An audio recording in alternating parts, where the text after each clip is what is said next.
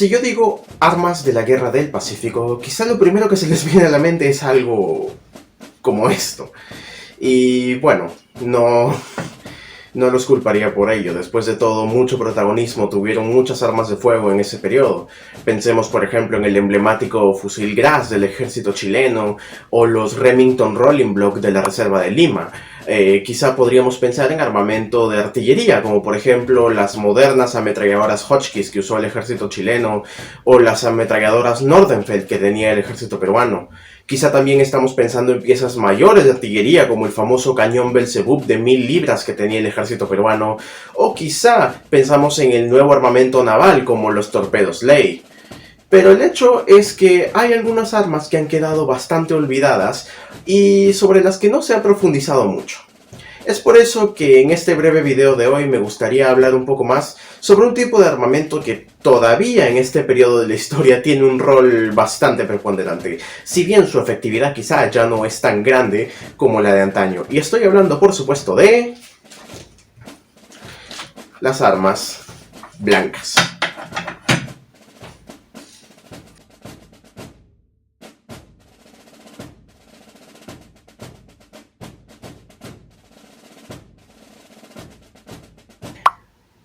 La bayoneta durante la Guerra del Pacífico, a pesar del momento histórico en que se encontraba, seguía siendo un elemento bastante preponderante en el equipamiento de todo soldado.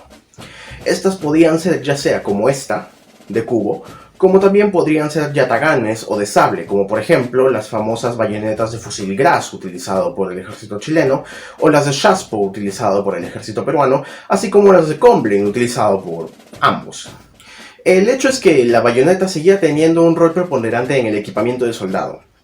Sin embargo, es importante señalar que el desarrollo de nuevas tecnologías en las artes bélicas de este periodo volvían a la bayoneta un elemento no realmente muy efectivo en el campo de batalla. Si analizamos una bayoneta, notamos que su construcción es bastante simple, pero a su vez bastante efectiva como arma. De hecho, si notan este ejemplo, podrán ver que, a ver si la cámara enfoca, que tiene tres puntas o tres filos, uno aquí y uno aquí. Esto era porque al momento de atravesar la carne, este tipo de bayonetas dejaba una herida abierta, que de hecho podía fácilmente desangrar a un enemigo. Sin embargo, todas las bayonetas se basaban en un principio bastante básico, y es que tienes que insertarla en un enemigo para matar al enemigo. Justamente por esto es que dejaban de ser tan efectivas en este periodo. El armamento había sufrido muchas modificaciones y muchos cambios tecnológicos, y quizá algunos de los más conocidos son el cartucho de metal, los mecanismos de cápsula y luego de retrocarga, e incluso la introducción de nuevas armas como las ametralladoras. Esto efectivamente terminó con la bayoneta como arma preponderante en el campo de batalla y la relegó a un rol secundario. Sin embargo, seguían siendo elementos bastante prácticos y esenciales en el equipamiento del soldado. No es coincidencia, por ejemplo, que sean muy utilizadas quizá por fuerzas de marines, así como fuerzas navales o guarniciones de marina, quizá soldados encargados de la defensa de un barco durante el abordaje. También tienen un rol bastante importante en el repase, curiosamente, lo que en realidad tiene sentido porque en una situación de repase tiene más sentido rematar al enemigo utilizando un arma blanca sin desperdiciar munición que arriesgándose a dar tiros que podrían desperdiciar munición. El hecho es que la bayoneta, a pesar de su reducida efectividad en el periodo, tenía una funcionalidad diferente. Algo bastante curioso en la época y que muchos recuentos consideran desde, por ejemplo, la Guerra Civil Norteamericana, así como otros conflictos bélicos de la época, es que tenía un efecto psicológico bastante fuerte. Las cargas de bayoneta no eran tan, digamos, teatralizadas como uno las ve en las películas. De hecho, tendían a terminar relativamente rápido, ya sea el bando que estaba avanzando con la bayoneta calada era repelido por disparos, o el bando que estaba defendiendo contra la carga simplemente se replegaba y el bando que cargaba ganaba el terreno. Esto en realidad indica que la bayoneta tenía un efecto psicológico bastante fuerte. El momento de ver un montón de soldados con las bayonetas caladas cargando contra ti, de hecho, tiene un efecto bastante fuerte y es una imagen bastante aterradora. Así que sí tenía un efecto bastante interesante en batalla, a pesar de que su efectividad práctica era bastante reducida. Ahora, también existen otros usos prácticos que se le puede dar a una bayoneta. Por ejemplo, el famoso talabot de artillería que se utilizaba en Estados Unidos, que también era utilizado como machete para despejar terreno y así poder colocar piezas de artillería. También, por ejemplo, las bayonetas como la del Gras y el Chassepot, que funcionan a su vez como pequeños sables para defensa personal. Aunque igualmente las armas blancas en general parece que están siendo relegadas a un rol secundario. Sin embargo, siguen teniendo un papel preponderante en el equipamiento del soldado. Pero no quisiera detenerme únicamente en quizá una explicación un poco breve sobre cómo funcionan las bayonetas, puesto que hay otros tipos de armas blancas que todavía tienen ciertos roles importantes en el campo de batalla. Lo que tengo aquí es un sable de caballería francés modelo 1822. Si bien es cierto pareciera algo anacrónico hablando de un sable de prácticamente inicios de la vida republicana del Perú de 1820, este en realidad era un modelo tan común y tan favorecido en muchas naciones a lo largo del mundo que se mantuvo vigente por prácticamente todo el siglo XIX. En Estados Unidos se le conoce como sable 1840, por el hecho de que en 1840 muchas fábricas militares norteamericanas compran los derechos de fabricación de este modelo y lo fabrican bajo nombre 1840 en Estados Unidos. Y mientras tanto, en el caso de Chile, Bolivia y Perú, también resultó un arma bastante importante para las caballerías de estas naciones. Seguramente la conocerán por un nombre bastante popular aquí, el de Chatellerault, que no es realmente el nombre del modelo, sino más bien el nombre del fabricante. Este tipo de armamento todavía tenía cierto protagonismo para la caballería en estas épocas. Ahora, creo que es importante señalar que, al igual que el caso de las bayonetas, las armas blancas para la caballería también estaban siendo dejadas de lado en cierto grado. En muchos casos las cargas de caballería de antaño estaban siendo abandonadas y más bien la introducción de las carabinas de repetición y de revólveres con